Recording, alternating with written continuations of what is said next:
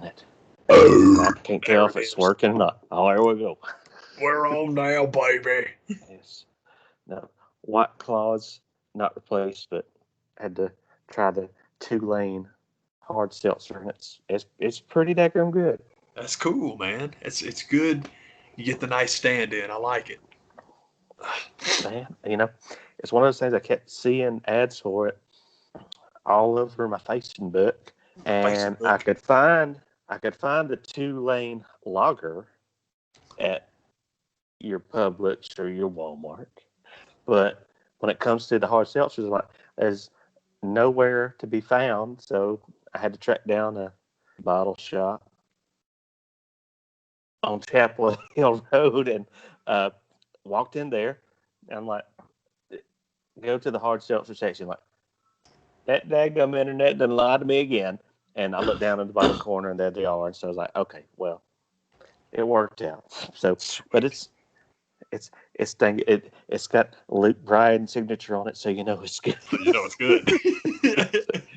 No, it's tasty. That's right. So figured I'd given it a shot, So I'm all about, being experimental with my hooch drinking. Hey, man. It's always good to tick as many boxes as you can on the hooch checklist. Yeah, man. I had one of the reasons I guess I had to go out and try something new because what a shitty ass year this has turned out to be. My Oh, God. baby. Yeah, I was thinking that earlier today, but I interrupted you. Please continue. Now I think I've just, start with the same news that most everybody got into. I got home Friday night and I looked at Facebook at midnight and I was like, this can't be real. This is another hoax. This is another celebrity death hoax. This isn't real. And it is. It was. So, I mean, that's just a tough one. But Chadwick Boseman passed away, if you haven't heard.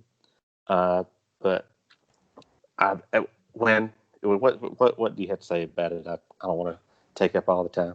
No, no, man. I was just speaking about like just the year in general. We'll get back to that, man. But no, I'm Mhm. very much with you. I did the same thing. They were doing like a tribute during the national anthem and the basketball games last night, and they put everybody up, and I'm all like, I just couldn't believe it when I saw. It's exactly what you just said. When I saw it in print, I'm Yeah, like, there is no way I'm reading that correctly. I did the yeah. same thing you did, man. It, it's yeah. People are allowed to die. So it wasn't the shock wasn't that somebody I really like passed away. It's at such a young age and a disease like colon cancer. I was shocked that nobody knew this. Yeah, Uh, they kept that on the low very good. And that's another reason that I think I liked him as much as I did is you didn't know anything about him. yeah, it's true, man. Just played black icon after black icon after black icon. I don't remember. I know he was in Selma, and I can't even remember who Passed he played in that. And that was real. passed away on Jackie Robinson's birthday Yeah, man. That's to make it even weirder after playing Jackie Robinson. Uh, so yeah, I mean, it was one of those kind of stories. I was like, what? This, because I could. There's some celebrities get older, that's kind of the hopes is like somebody's passed away. It's like, man, this one isn't legit, but sure enough, it is. And I was just wrecked about it all day yesterday. yeah. I can dig it, man. Because I just couldn't believe it, man. But I hope not changing the subject because that's not what I want to do. But there were two things. One, I'm kind of piggybacking on something you just not kinda. I am piggybacking on something you just mentioned, and it was I'm with you. I had absolutely no idea that he was sick at all, much less that it was something like colon cancer that's ongoing. He's been getting treatment for it, and there's Mm-hmm. two groups of people that I want to give some love to that I don't typically have the opportunity to give love to, and probably wouldn't if I did, but I will right now. One is just media in general, because there ain't no way that people didn't know. And Mm-hmm. so if it was the family's request, man, keep this in house, man. We want to deal with this ourselves. Good on anybody that knew that actually was cool with that request, because a lot of people aren't, and people's quest to be first with the scoop, some crappy things get revealed. So if anybody was sitting on that story, good for them. That's really cool for them to be just good and human and decent about it. Respectful. Just decent for a just human, and that's awesome. And on the subject of like mad respect and like good stuff, and this sounds really cruddy, but celebrities pass away all the time, and we know what happens when celebrities pass away. If you got on eBay at any point since Kobe Bryant passed away and looked up any of his basketball cards or jerseys or autographs or any of that, you know what happens. Yeah. And I'm not saying they would have gone out of their way to do this, but they went out of their way to go the complete opposite way, and that is with the passing of Chadwick Boseman. This is so stupid. This is an awful thing to say, but it's true. We live in a capitalistic country. Everything's about dollars and cents. The passing to cash in on a good printing. Seriously, and the opportunity to use the passing of T'Challa to push Disney Plus subscriptions is something that could. I don't think they would do it, but it would happen, and people would just naturally sign up. And freaking ABC ran that sucker tonight in prime time for free. That's really cool. That was a very cool thing for them to do. And it's not even on the cable channel. It's like big time to ABC. Like, good for y'all, man.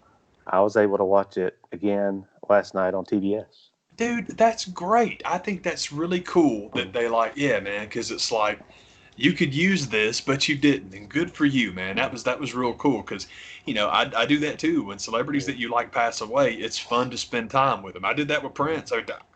When Prince first passed away, I couldn't listen to anything for a while, but then when I could listen to it again, I would listen to pretty much everything except the only thing, and I still haven't tried again. The only thing I couldn't, the hill I couldn't get over, excuse me, was on Parade. There's a song at the end of Parade called Sometimes It Snows in April. And man, I couldn't get through that one. But other than that, my Prince stuff is back on, and I'm happy listening to it. So I don't mean to sound like Dissy with it sucks when people run prices up. But hey, I understand. I like spending time too, man. But I just thought that was so classy that for the Disney Network to be like, no, man, we'll put it on. That was just a real cool decision, man. And it sucks, man, because I'm just with. Not a decision you expect to come from them. Oh man, it's they're not the worst, but they're not the best either. Yeah. But that was cool, and I'd kill them whenever I can, So when they deserve the nice props, it's better to do that. So good on them, man. But I'm with you. I'm gonna miss that guy. That hurt. God, that hurt. And the thing is, you've got T'Challa. And you got Jackie Robinson. Like I said, I forgot who he played in Selma. I know he was in it, but I don't remember who he played. He played Thurgood Marshall in something. I think that was it. I know it was real life, exemplary African American hero. And then on top of that, he was James Brown. I thought that was its own movie.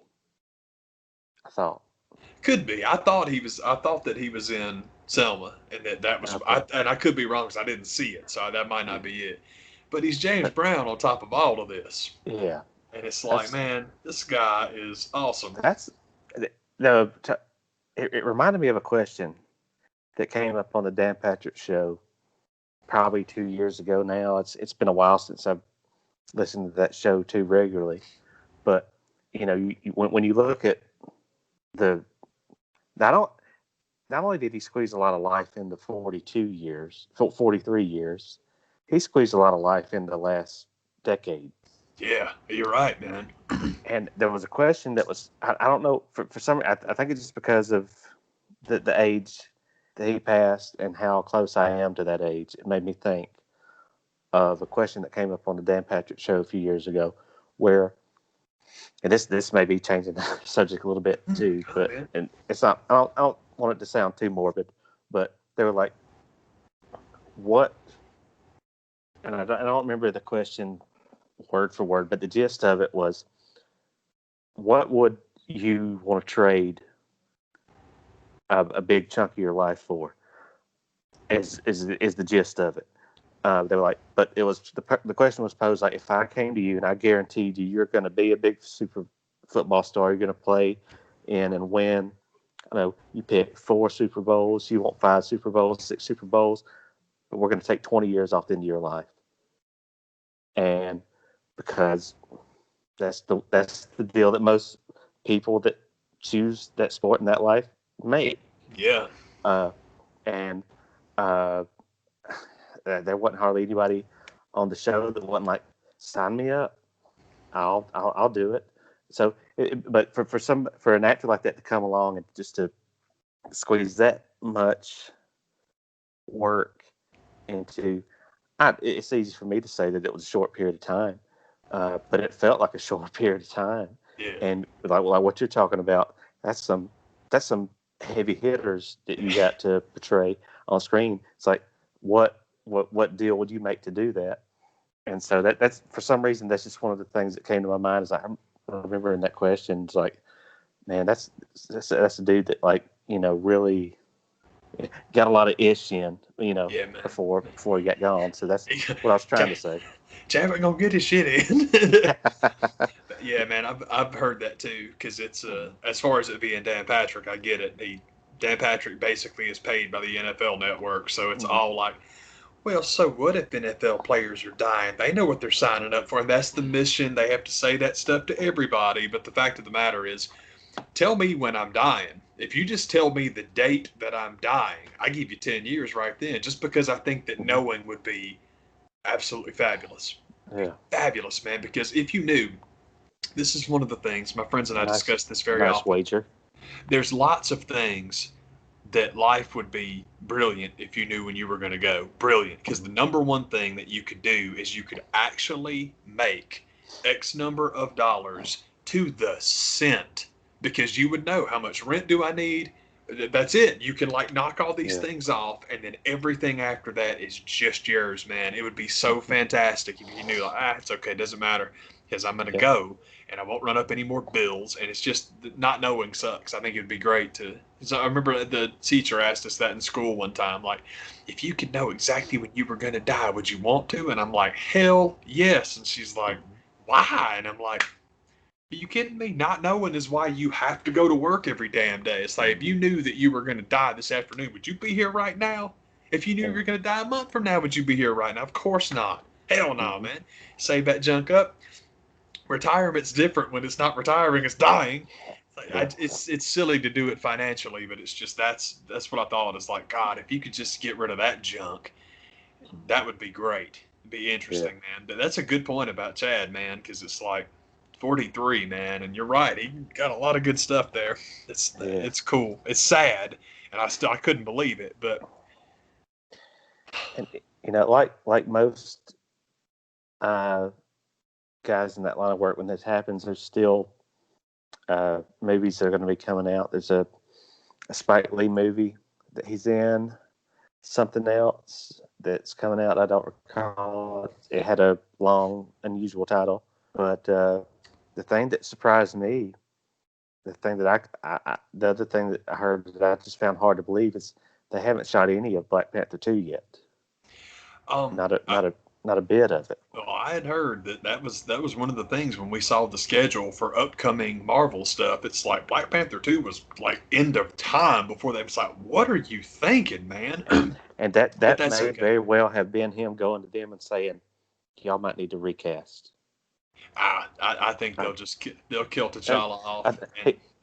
I think if there's anybody that he would have told what his diagnosis was, he'd be like, just give me some time, and I'm going to try to get better.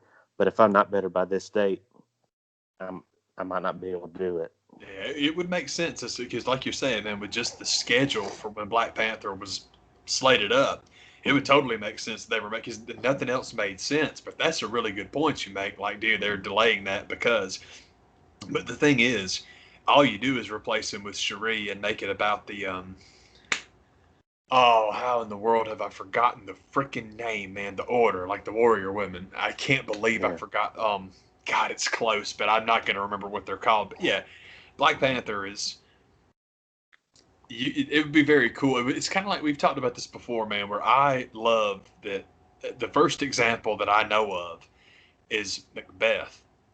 Is that play called Macbeth because the main character is named Macbeth, or is it after both of them? It's the same thing with the Hawkeye solo book, where you've got Hawkeye and it's Clint Barton and he's back alive and he's in Hell's Kitchen, but Kate Bishop is in there too. Excuse me. So you have a book that's just called Hawkeye, but technically it's a team book. Black Panther's the same way. Black Panther's not T'Challa. Black Panther's the spiritual leader of Wakanda. So you could make good stuff there. At the same time, man, I still believe that Wanda's going to do a big shakeup of the entire universe anyway. So you can always it's stupid, it's dumb to talk about that stuff, but that is a really good point you make, though, about maybe that could be a very, very well could be the reason that the scheduling was so odd. Like, oh man, I hadn't thought about that at all. That's great, man. That's I think other guys have brought that up, but they brought it up saying not, well, nobody wants to think about this yet, but you're bringing it up, so you've thought about it. How are we going to replace him? Or what are we going to do with the story? And there's plenty of things that and I wasn't trying to say that either, but I think if there's because it seemed like what you're saying, as hot as that movie was, and as big as Black Panther was predicted to be in the next phase or whatever they're going to call it. It's like, why is this movie not out yesterday? Yeah, it did seem quite long. But yeah, I'm with you. I'm hoping that let's pretend that all things are even as far as excuse me. I am hoping, this is stupid, and this is just like pure storyline stuff, man. It's got nothing to do with Chad or T'Challa or anything to do with the story. I am hoping that the next phase is going to be the X-Men phase for a couple of reasons. One, the X-Men are a bigger deal than the Avengers. It pains me a little bit to say that out loud, but it's the truth. The X-Men are the bigger characters, and they're the better characters. You got a lot more places you can go. But also, I don't need Phase 47 of the Avengers, man. Surely to God, they are smart enough to know when you landed Endgame, you landed. Stop. Forget it. Yeah. We've got to bring back Tony Stark. No, you do not. You are crazy. It's the reason, and I hate it. I don't mean to be such a jerk about it, but it's why a part of me hates that Chris Evans has already waffled on the ever-playing Steve. Well, I don't know, maybe. It's like, boy, that didn't take long, did it? And I don't want him to play Captain America again because that's done. It was great, and the ending Cap got is the ending. Don't do that junk again until you're ready to go totally new direction. Different actor, different story, different everything. Please don't do that again. It's like, stop it. I know they're going to do it again. You're not going to improve on it. No kid. Oh, absolutely. It's like, nah, you can only just do something else, and that's okay, and you will, because it's like Warner Brothers doing Batman. It's weird to me that people still complain, oh my God, another new Batman? Why are we doing the new Batman? Because you got 7 years. If you don't use it up, the trademark runs out. Don't think Disney won't be there to swoop it up if you don't use it. It's like, no, man, they're going to keep doing these things. The fact they're doing another Batman doesn't bother me. It's just like, I know we talked about it last week, but it is funny to me now, like, how overwhelmingly depressing we can make the previews. It's just funny anymore. Like, good God, man. And one of the funny things about that Batman trailer that came out at Fandom is and I don't know how much of this is just Hollywood BS or how much of it's legit. Their claim is they've only shot like a quarter of it before they had to shut down. And they had that much of a trailer. Like, what? Okay. That's cool, man. It's a good quarter.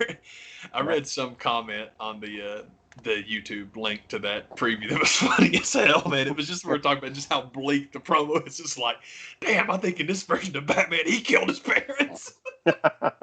Seriously, man. It's like everything is so down, man. This is the version of Bruce Wayne that murdered his own parents and, goes to church every Sunday playing Hell is for Children. All sorts of stuff. Yeah, seriously. Damn, okay. But man, so Matt Reeves was like, I don't think he was doing this, but people were doing it for him. They're like, oh God. When you get you put out your trailer, you have your little special encrypted note in the little to the Batman thing that gets sent to the dead guy, and Reddit's already like, we figured out the riddle. This is what it means. Yeah, seriously. Yeah. I was seeing that like somebody left a comment like, we solved the riddle. I'm like, great. But when you have the entire internet doing, it's like when you and I talk about when Vince gets mad that his crap on wrestling gets spoiled, if you will, and he changes stuff at the 11th hour. So, well, is that coming? It's like, yeah, but it sucks now. Dude, anything worth doing, someone else is gonna come up with. It's okay. It's totally cool. But especially with the internet, you have the entire world talking to each other. Someone's gonna figure it out. It's just it's when weird to people me. figured out Lost. Dude, my buddy Chacho pegged that stuff like 3 years before it happened, and that was before the writer's strike. He nailed that thing. It was like, go on, brother. But yeah, dude, people are gonna figure your stuff out, man. You should not change your ending to try it. Don't do that. We gotta swerve the people. No, you don't. If it was a good idea, it's a good idea. And most likely someone else is gonna get there too, and that's okay if they do. You wanna know why? Because if you wrote it down and you've got the copyright, you get all the money for it anyway, so why do you care if someone else gets it? Doesn't matter. I just don't see why people in internet chat rooms, I told you, I knew it. I don't see why that's supposed to bother people so badly. I mean, if I ever wrote anything, How are you going to monetize that? dude, if I ever wrote anything that people tried to spoil, that's okay if you get there, man, because, well, first of all, it means that I've written a logical story. That's the first thing that drives me crazy about, well, this was, figured out and knew where it was going. That's because it's logical. That's good. That's solid. I think that's cool, man. I mean, again, because like we talked about it with like Christy, man. Christy will tell you in the beginning of the book who killed everybody. And it's like, I never see it because she's just so good at hiding. I guess Christie's on my mind now. I finally watched the new Orient Express, the Kenneth Branagh Orient Express. Man, it was good. Man, it's good. It's interesting because, excuse me, you kind of get in this. This is so stupid, but you kind of get in this. There's this one shot in particular that I was really glad they shot it this way. It's Penelope Cruz in the foreground and Michelle Pfeiffer behind her. And Michelle Pfeiffer is out of focus. And I'm like, thank God, because if you ever have a shot with Penelope Cruz and Michelle Pfeiffer both in focus, the world would just end. It would end. It's like, dude, I can't watch this. I'm distracted. Michelle Pfeiffer has always been so pretty. Have you seen her lately? Oh my God, dude, it's shocking that anybody that attractive when she was younger. It's like, how much higher can you get than you see her now? And it's like, oh, okay, well that answers that question. Oh, it's just so cool. And that's not about that, but that cast is sick. It was very good. Ken did real good in there too, man. Because there's a guy named David Suchet that played Poirot on TV. That is as good an interpretation of somebody playing a famous literary character as I've ever seen. I mean, the guy they remade. I think they wound up doing televised versions of every Poirot story because he was so good. They wanted him to do all of them. Suchet's the man. So if you're following him, that's a high bar. And the way that Kenneth Branagh did it was different and cool. It was neat, man. I was really looking forward to the second one, man. Yeah. Oh yeah. The movie that I saw that it's several years old now, but I had it on the DVR and just never got around to watching it. But I watched that Coen Brothers movie, Hail Caesar. I still haven't seen that one, man. It's definitely, it's like all the Coen Brothers movies. They're worth a watch. Oh yes. There's something happened with them, at least for me. I guess along the time of Oh Brother, Where Art Thou, where there's a lot of their movies, I'll sit and watch it, and when it's done, I'm like, nope, what was that? But this one does seem to have a beginning, middle, and end to it that is kind of it's a fun watch. It's not one that I think, oh man, you gotta have a copy of this one, man. It's gonna be good. You're gonna want to watch it every week. Yeah, buddy. It's the story is gotta schedule it next to Doubt Wednesday, right? Oh yeah. Yeah. Josh Brolin is the head of the studio, and I guess 40s, 50s ish. I guess it'd have to be kind of 40s ish, but it's just really it's a really good movie. But there's one scene in particular that I really enjoyed where uh, he goes to the lot late one night because he's going to watch these dailies of this movie that's getting produced. And the movie that's getting produced is like that's going to be bigger than Ben-Hur or the Ten Commandments, and the character that George Clooney is playing on screen. He's watching the dailies, so you can still hear like the director's comments to him, like "Do this, do that." Do that. It's climax of the movie when he's going down as the Roman soldiers will look up at the crucified Christ, and he just there's just beam like kind of shining down on his face, and you just it's another thing that Coen's do very well, like that kind of line off screen. It's just like has you doubled over. That My God. You like it's not intended to be as funny as it is.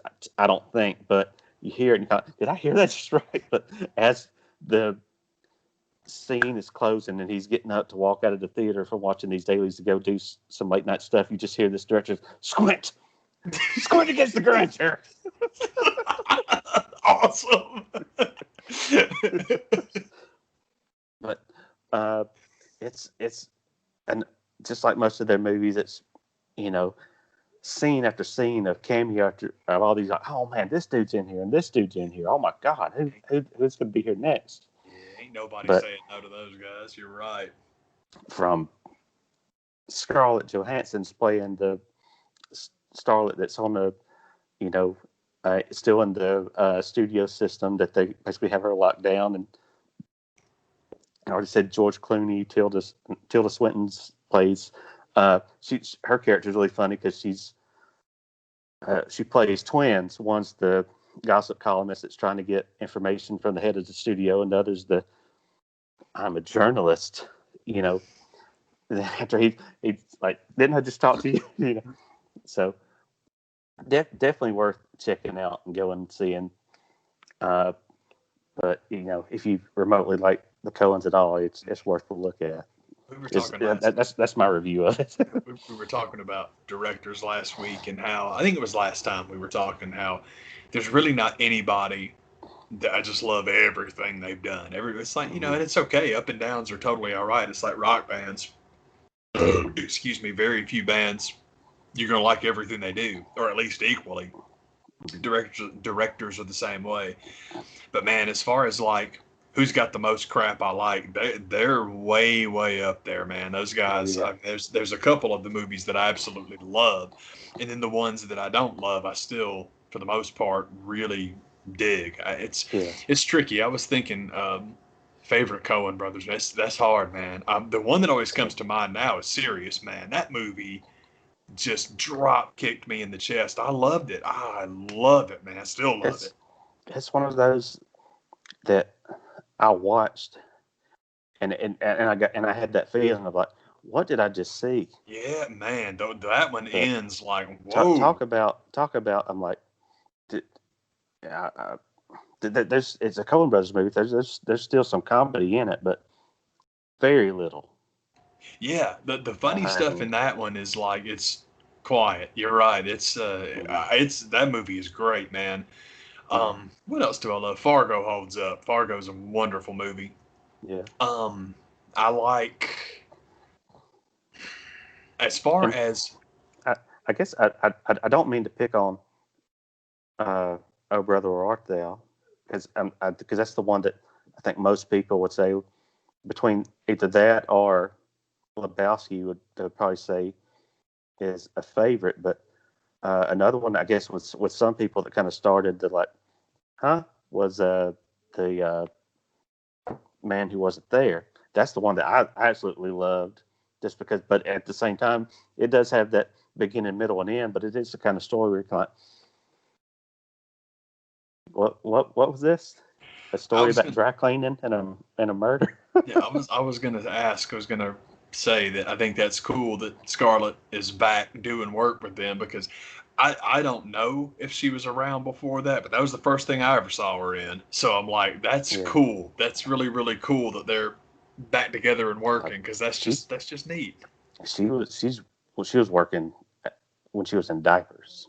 Yeah, Uh, I can believe it. I mean, I can believe that, like New York theater families and stuff like that. But I don't think I'd ever seen her in anything it's before that. I was like big stuff where like definitely like uh, I think Ghost World might have predated that, but that was definitely it was uh, all the pretty horses, Ghost World. That stuff was this girl's really good, Yeah. but man who wasn't there was like this girl is not going to be a flash in the pan teeny Nah, bopper. this is A list Hmm. lead stuff. Yeah, man. Yeah, It's strange. Like Ghost World, I still have not seen, and it's so weird. I guess it's because it's I haven't seen it. That damn good. It's whenever damn I like good. start thinking of things that she's been in, I never think of that, and I should. I totally should, but I think that's my problem. Is like, damn it, watch that, so then you can Yeah. remember to include it when you're talking about work that she's done, man.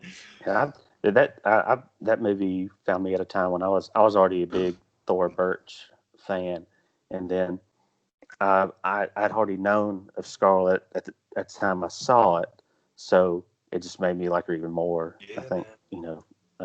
when I finally got around to seeing that, Yeah, but man. but It's just uh, but it's the same like with the Coens. It's like anything they do is it's worth the viewing. Yeah, everything I've seen of theirs, I've dug. What have I not seen? I haven't seen Hail Caesar, and I've never seen Hudsucker Proxy. I've had a copy of it forever. I just never watched it, and I need to. Um, It's kooky. It's fun. yeah, man. But I mean, that's another one. It's like it's Tim Robbins, it's Paul Newman, it's Yeah, Jennifer Jason Lee. I mean, there's some hitters yeah. Seriously, dude. in that one, and it's kind of like I guess you could say it's similar to Hail Caesar in that uh, when they kind of get interested in a industry and put a story in that, even if it's dry cleaning, uh, they make it neat. Yeah, they're interesting cats, man. Like going back to God, what was I think I was listening to that podcast about Nicolas Cage. And Mm-hmm. I'm not sure if I I don't know if that's even believed. still going. I'm not sure. I think I listened to a couple episodes and I think you guys are making this stuff up because it was Mm-hmm. all like, you know, Nicolas Cage was like on the set and he's like, "Hey guys, I'm gonna do this scene like this," and they're like, "No, you're gonna do it like this because we're the Coen brothers and by God, you do what we say." I'm like, "Y'all, it's the second movie they directed. Yeah, they weren't the Coen brothers yet. It's the second one. Seriously, Mm-hmm. nobody saw Blood Simple. It was Mm-hmm. the second movie they'd ever made." And it's not, no, you do it this way because we say so. It's like, no, you do it this way because this is our movie. But as far as people are weird about Nicolas Cage, man. I think some of the stories about, well, he's like a cokehead and he just does all this weird stuff. I think he just got to a point in his career where, okay, this is who's going to pay me the most to be in the movie. Cool, why not? Because Yeah. this is just what I do. It's not who I am. I'll take the money and I'll go over here and do whatever I want to. I think he's Mm-hmm. cool. I like that guy. But yeah, Yeah. I think that Raising Arizona is a really good one to watch and just see how early those dudes knew what they were about. Because it's like Mm-hmm. you could rip it off now, but remember the first time I saw that movie, I'm like, I've never seen anything like this before ever. This is awesome, man. I was young when I saw that too. My aunt turned my mom onto it, and I was a kid when Mm-hmm. I saw it. I'm like, this is freaking awesome, man. This is great. And then you just keep watching their stuff. That one I would definitely have way up the list because there's the first one I saw, so I'm Mm-hmm. biased. And Um, it's hilarious as oh hell. It I holds agree. up I agree. I to think it's this day. still that's still hilarious, man. Just half of John Goodman's lines, man. Or I'd rather light a candle than curse your darkness. It's like funny anyway, but with it being John Goodman saying it, it's hilarious. Just who wears the pants around here, ain't you? It's like that stuff's not even funny. It's just because it's John Goodman saying it. But We're on the having subject, decent people over. decent people over. And and Welcome that's home, son. Well, where's he been? and uh, Nicholas Cage is kind of it's the oddity of he's one of the first big actors they got to work with, but they haven't worked with again since. But I don't know. Nick just isn't into working with the same directors over and over again. Hey man, it's all gravy, man. Because as far as people they have worked with repeatedly, it's all good. You ain't gotta do all of them. It's okay, man. Yeah. But oh man, what's the one I'm trying to think of? I think that on the subject of people they work with all the time, I think that really this actually ties. I was going to say I would say that a really good way to get a nice sampling of Coen Brothers movies is watch the stuff they do with Goodman. But hell, you might as well watch all of them because they did so many together. It's like, well, shoot, that doesn't save you any time at all. Oh, But man, that reminds me of Barton Fink. that was actually the one I was going to go to as well. Was like Totoro, as far as like people he's worked with more than once. Barton Fink is probably the most underrated thing that I can think of that they've done. As far as the ones where I'm like, I'm not sure I got that, but man, I like it. It's freaking Miller's Crossing, man. Miller's Crossing is one of the most poetic and brilliant narrative structures ever. And I'm not even sure I can even go into more detail than that. It's very difficult for me to explain what I thought that movie was doing, but that movie is incredible. It's a lot going on in one. It's your mob movie. It's your love story. It's all of it. It's there's some comedy in it too, but it'll straight up scare the shit out of you. I totally agree. I completely agree with you, man. That movie, it was a long time before I watched it. I'd heard great stuff about it, and when I finally watched it, I was just like, I was in the floor for 3 days. Blew me away. I loved it. That's one that I keep hoping with. There's a couple of things they did. Blood Simple. They've done Llewyn Davis, which is another one that is. Except there's one thing in Llewyn Davis, if nothing else, from inside Llewyn Davis, the fact that they got F. Murray Abraham in the scene that he's in. This is the thing. I love Amadeus. Yeah. Amadeus is amazing. F. Murray Abraham won an Oscar for playing Salieri, who is like the traditional classic musician. He's on top of his game. Everything is cool. Then all of a sudden, this young whippersnapper who's playing the top 40 hits of the day comes up and steals his fame. So the fact that all these years later you cast F. Murray Abraham as the record exec that tells Llewyn, I just don't hear a single in there. You know, got a nice voice, clean kid looking good, but I don't think that's commercial enough. It might not have had anything to do with it, but boy, it just like pile drove me. I loved that they did that. And that's one scene from that movie. The other thing about that movie is, like we've talked about, man, freaking Oscar Isaac is fantastic. That kid is good in everything. He was good in that Apocalypse, which Apocalypse really, I thought that was underrated. For the X-Men stuff, that one ain't bad. It's cool. I mean, people, it's so strange. Like, all I ever hear people talk about is what's her face, who played Psylocke, and I'm like, who cares, man? Why do you care? The only thing to discuss there is like, okay, so you're telling me that Psylocke, she of the Jim Lee scissor bikini, this is the only character that you have to dress comic accurate? Okay, but that's it. That's the only thing to say there. That's the only thing to discuss with that character. The movie was actually pretty good. So anyway, I got way sidetracked. But Oscar Isaac is fantastic, and everything I've ever seen him in. I forgot her last name. Carrie, I think it's Carrie Mulligan, I think is her name. I hope that's right, because I don't want to be wrong. But she was in An Education. She was in Never Let Me Go, which, man, if you've 2020 is probably not the year to watch Never Let Me Go, but the next year, the next time you feel like things have turned around and everything is not just a bleak shithole of crap, Never Let Me Go is a great movie, man. Dude, Inside Llewyn Davis was crazy. Even the point I was going to make about that is that Carrie Mulligan played Jean. Thank you, Carrie Mulligan. I was thinking that was her name. I hope that's what I said a moment ago. Now I don't remember.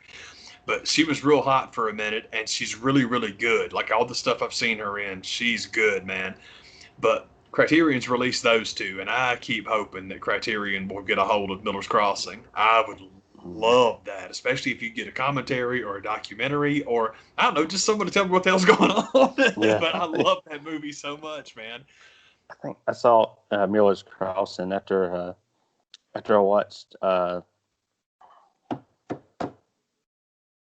The Usual Suspects. Yeah, buddy. Because I've got to see everything that Gabriel Byrne's in. It's interesting. We were talking And about people. that's one of the ones that I had to check out, and I really enjoyed it.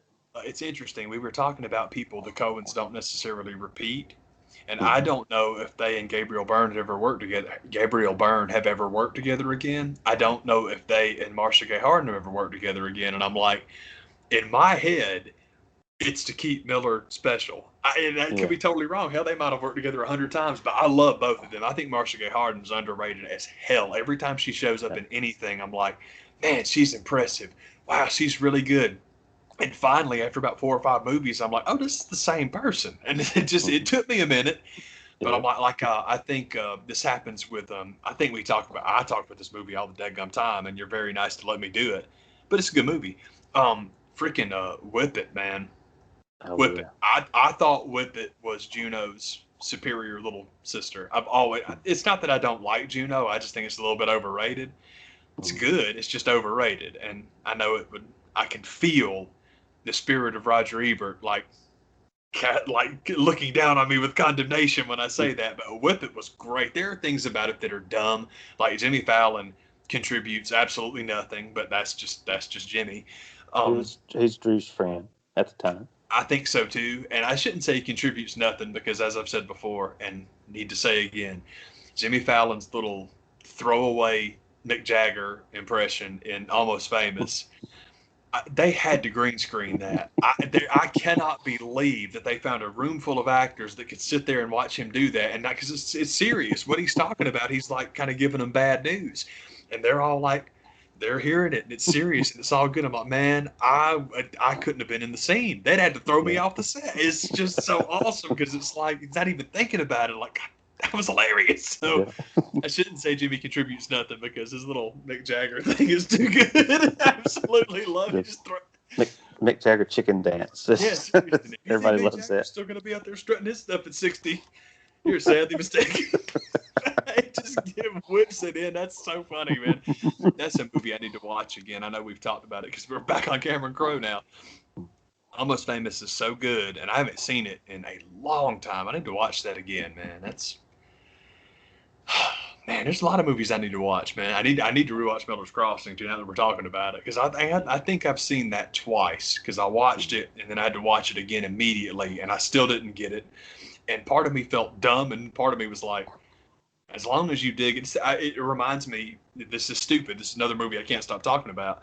It reminds me of Midsummer, and that I can't tell you exactly what it was about Midsummer that I liked so much, that scared me so much, that just got stuck. But the fact that anything did is worth noting. And man, I love stuff like that. I love stuff like that. Things that I like when movies confuse me, not on a narrative level. That's okay. That's totally fine. But on an emotional level, in the sense that I'm not even really sure what to call what I was feeling after I watched that movie. That's neat. I don't know if it's the age I am. I don't think so. I think it's just period. Anytime you experience an emotion you've never come across before, that's cool. That's always a neat thing because that's kind of rare. It doesn't happen very often. So it's like, oh, this is a neat sensation. I don't know if it's pleasant, but it's cool. It's different. Everything that I saw trailer-wise and review-wise for Midsummer gave me like hella Wicker Man vibes, and I was like, I don't want to see that again.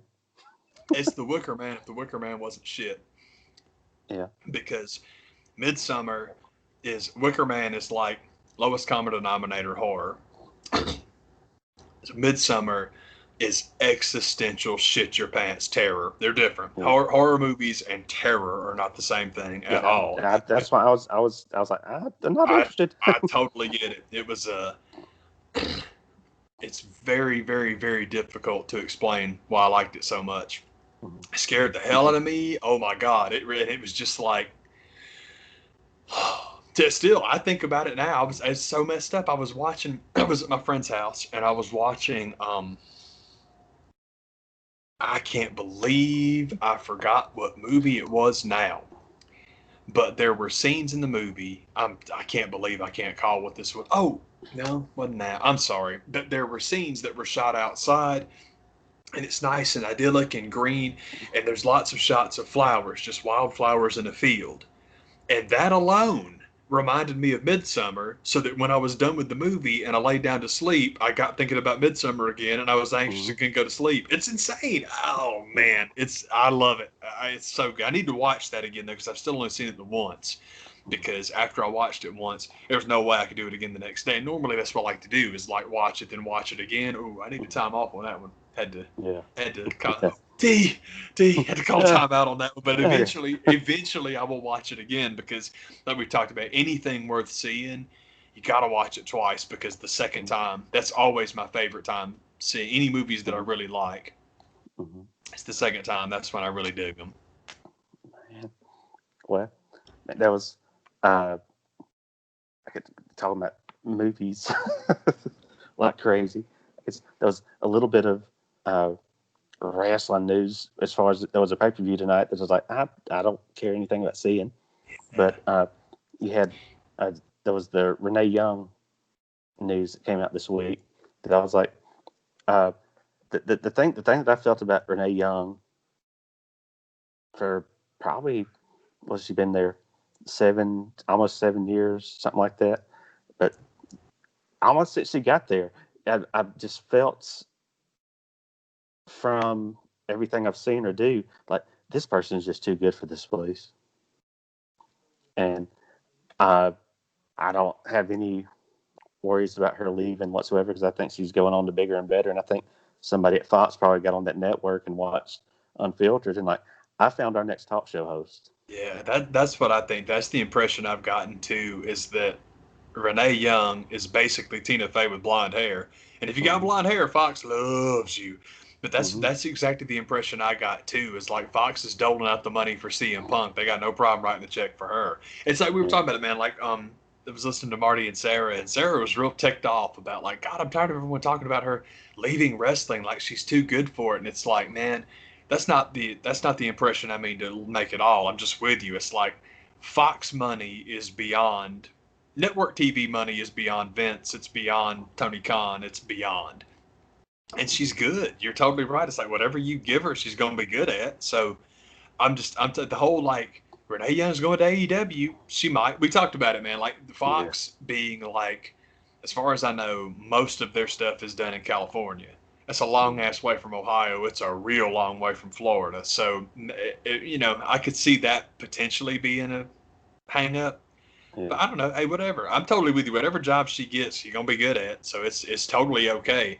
I think that the AEW thing is not as foregone as maybe it's presented sometimes, and Mm-hmm. particularly for exactly the point you're making, man. Like Fox has seen her. Fox knows her name. If they want her to do something, they know where to send the contract offer.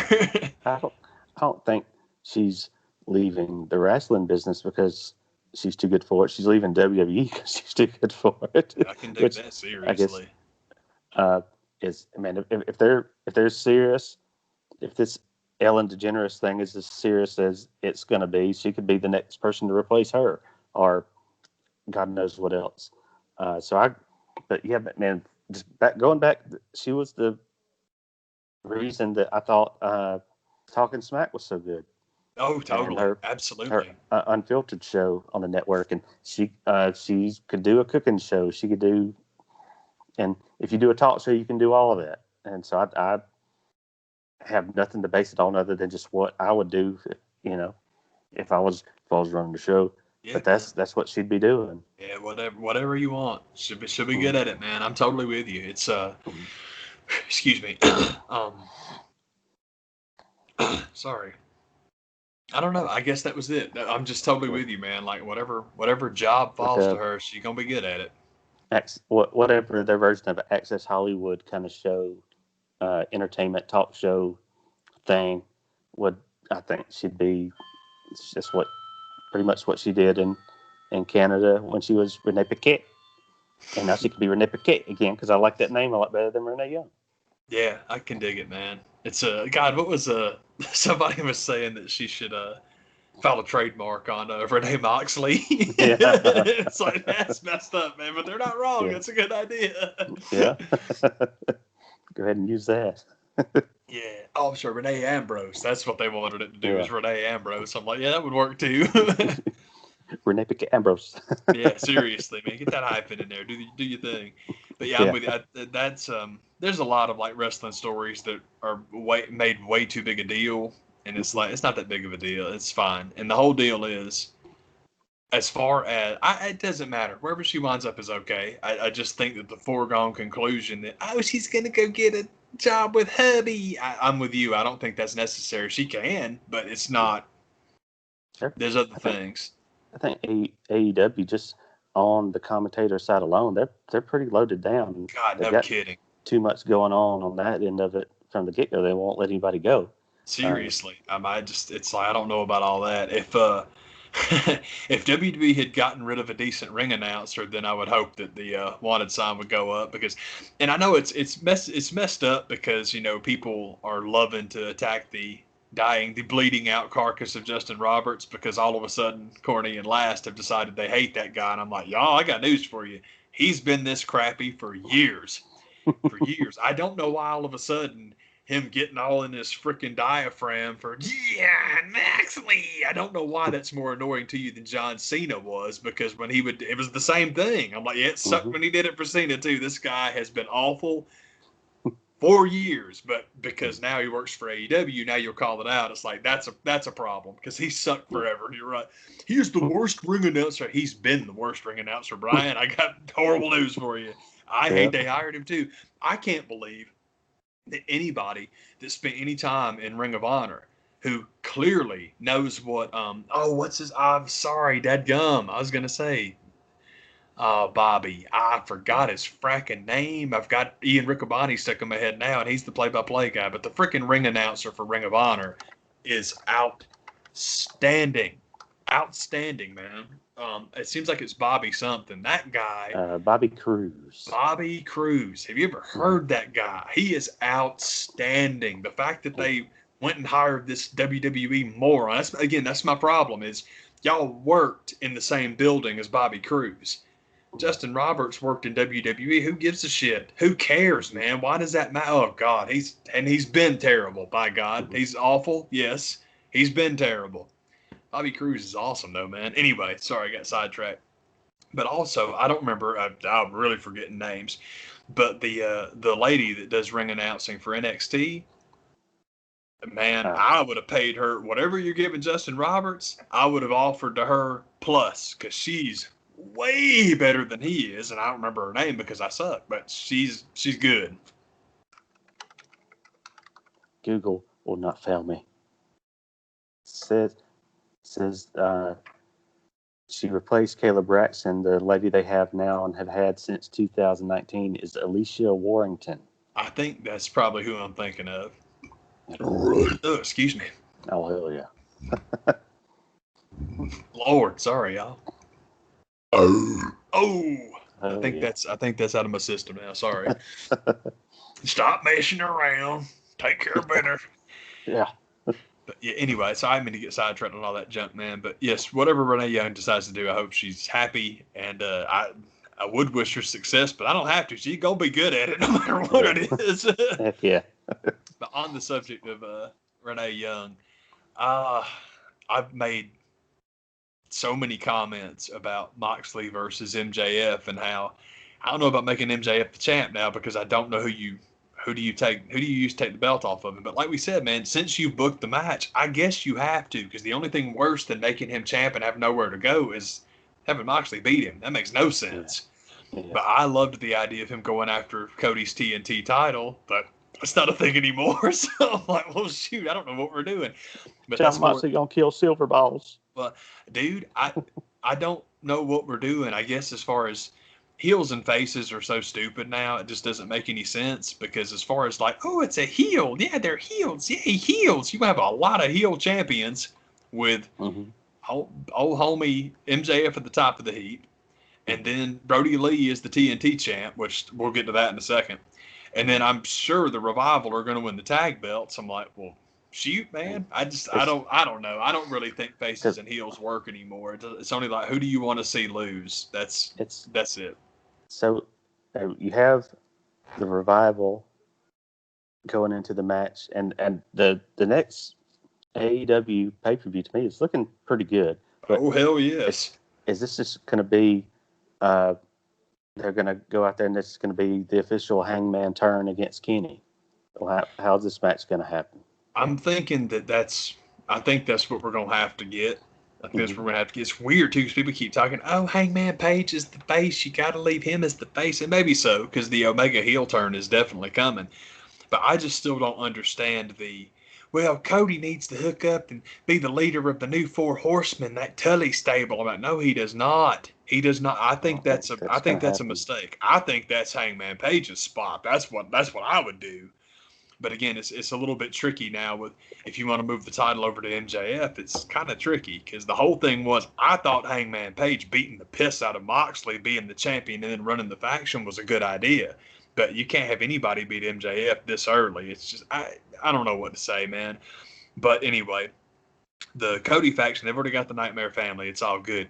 No, he gets to be a heel and say, how come nobody in the Elite backed me up? And I'm like, oh, wow, you're booking the breakup of the Elite. You realize that's happening right now, right? I mean, they Mm-hmm. just had a Hangman kind of screw the Young Bucks. It's like, dude, they're doing that. Don't worry. You don't have to book the breakup. They're doing that. It has happened. Yeah, seriously, we're doing that already because I'm with you. The Hangman Page versus Kenny Omega is going to be great. That's going to be real cool when we get to that.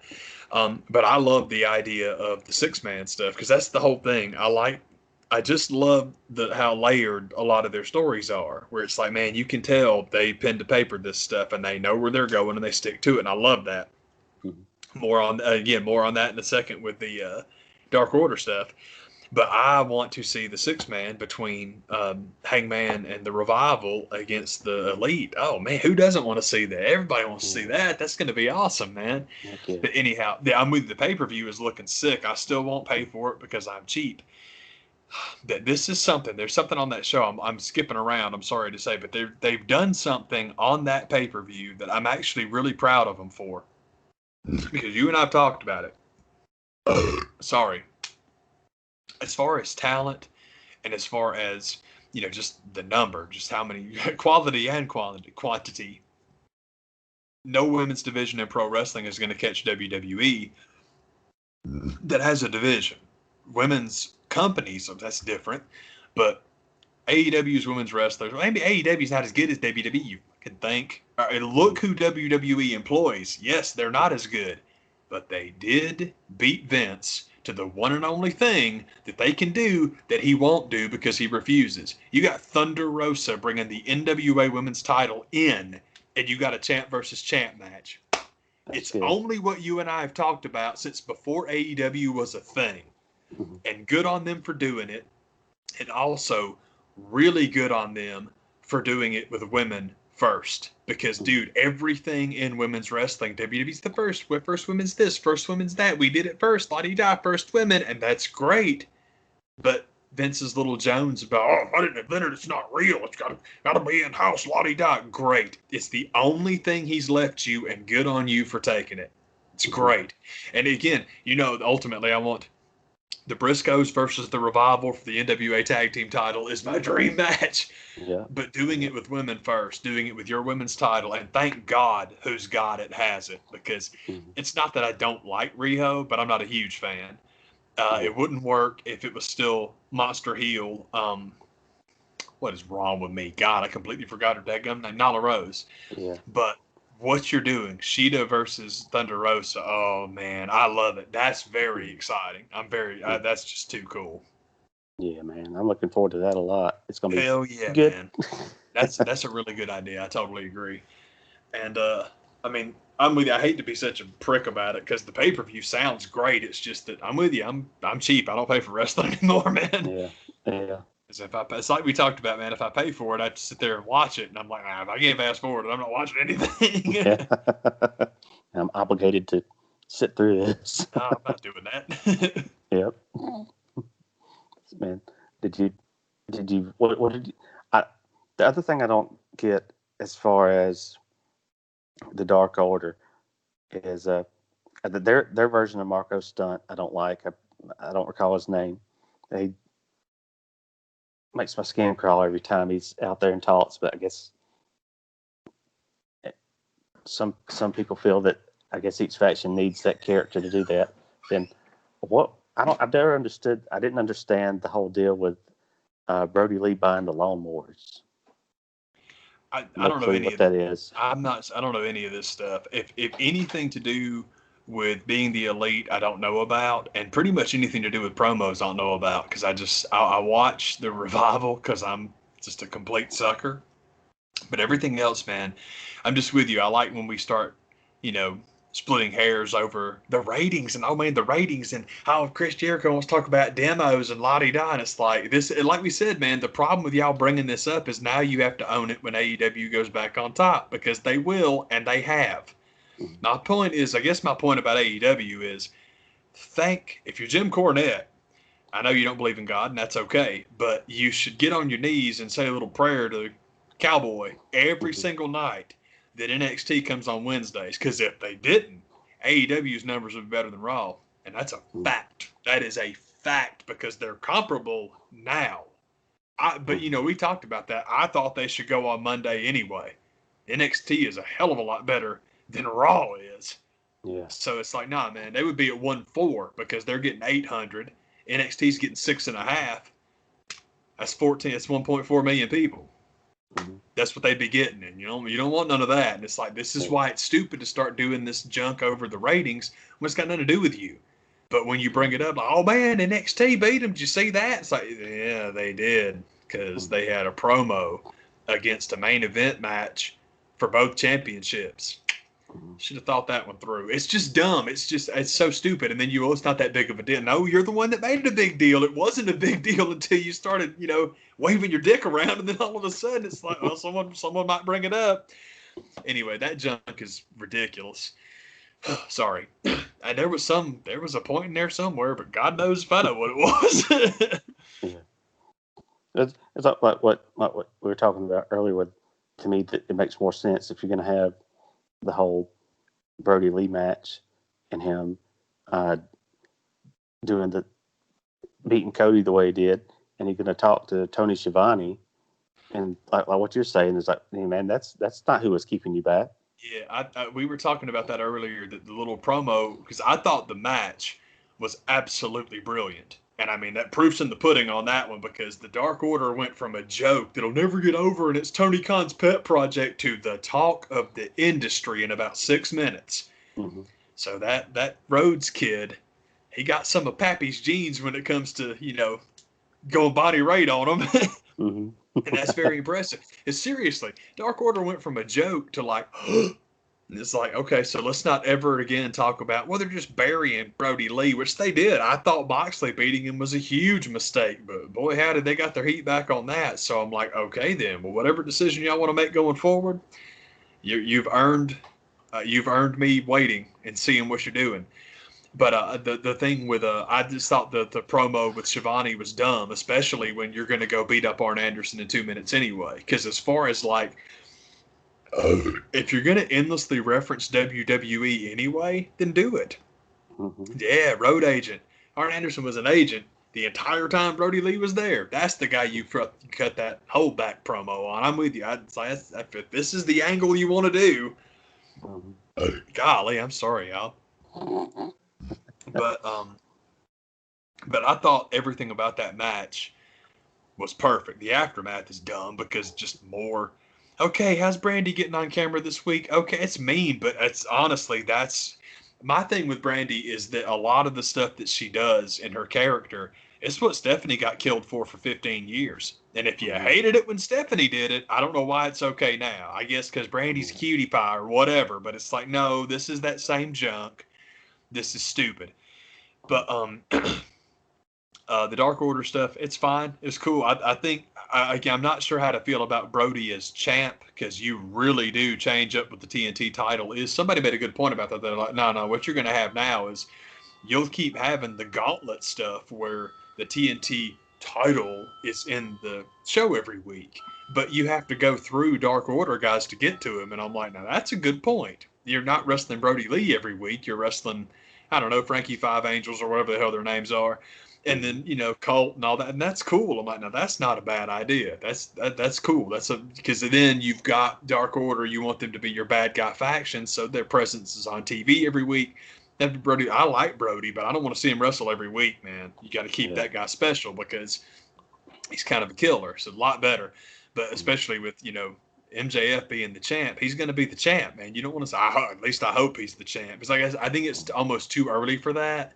But oh my God, you're letting people back in the buildings now. You do not want Moxley to beat that guy. I don't think there's anybody in the company you want beating that guy. Not yet, anyway.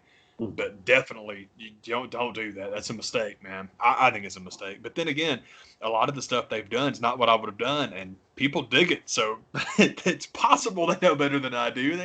They do have a company they're running after all. But anyway, I'm very excited about the pay-per-view, and God knows I hope the Revival win, and I'm pretty sure they will, because I don't know how much more milking you can get out of Kenny and Hangman are breaking up. No, what? They're crazy. That'll never happen. They're buds. Why? Oh no. I just now it's kind of like how do you do it? Does Hangman just refuse to get in that match? Does he walk off? Does he kick Kenny into Jimmy? What happens? I'm not sure either, man. But it's I'm hoping they will actually. I mean, you got to have like flourishes through the match and stuff like that. But I am hoping that it will be post decision, because I just don't want no bullshit on the Revival winning the title. Man, the Revival winning the title, they should win the title. At the same time, if the logic is to have them win the belt by some hook or crook, whatever, because Hangman won't tag with Kenny, well, that's good fodder for the promos with the Young Bucks. And then when you defend the titles against the Bucks, you beat them dead in the ring. You beat them clean as a whistle. And maybe that's the plan. It's like if you have the hang up in the victory, Matt Jackson come out and talk shit about that, and then you kick Matt Jackson his ass. And maybe that's the plan. Maybe that's what they're going to do. Because I think when the Revival get those tag belts, they're going to have them for a year. I don't think. Yeah. Excuse me. I don't think they're going anywhere for a while. Yeah, I hope so. That's what. Me too. Because it's like obviously they're my. That's my thing. We talked about it. We knew it. It's like, man, wherever those guys wind up, that's the wrestling I'm gonna watch. So it's like, this is excellent. I love it, man. Yeah, man. But I'm also hoping that if we're doing super matches and we're bringing people over, we got the NWA door open, so I'm happy about that. But I would love it if that idiot would pick up the phone and actually talk with New Japan. Now, don't get me wrong. I know they don't want to send him over now because nobody wants to come now. But, man, if you could get Revival versus Kenny and Ibushi, oh, man. Revival versus Golden Lovers, let's do it. That'd be great, man. Hella tight. Oh, God, seriously, man. Because that's, if you're going to do crossover stuff with New Japan, if you can do it, that's totally what you should do. You got to do Kenny and Ibushi, man, because that's, that was the long-term plan. And then Kenny's like, I want to start my own company. So, and I get it. I mean, it's okay, but record scratch, right? Yeah, I would have liked to have seen that. But that's the thing, man. That's what's cool about New Japan is they really do run it like it's old school. I don't care. It's all like, oh, man, Kenny Omega and the Young Bucks and the Bullet Club have left New Japan. Whatever will they do? They'd miss a beat. They're not going to. The whole thing is, I love Kenny Omega, but it's funny now because you won't find people now. Nobody will admit it. But remember when Jay White took over the Bullet Club, and all you heard was shit talk, and it's like, give this 3 weeks and you'll all be kissing his ass. It wasn't even 2. I mean, Jay White's really good. You damn right, Jay. You're right that Jay White is good. You morons. It's like Don't be so quick to shit on everything, and you don't look so stupid. But it's one of the frustrating things I have with internet culture is it's so forgiving because you can say anything. You can play both sides against the middle, and no one's ever going to remember what you said anyway, so why not? Yeah. And got way sidetracked. But yes, the Golden Lovers hooking up in AEW, I would love. That would be awesome. Oh, man, that's going to be good. Hell yeah. Good stuff. Take good stuff, man. Heck yeah, man. That's what's up. I think that was everything, man. Good talking with you, brother. It always is, man. Man, cool, man. I'll see y'all.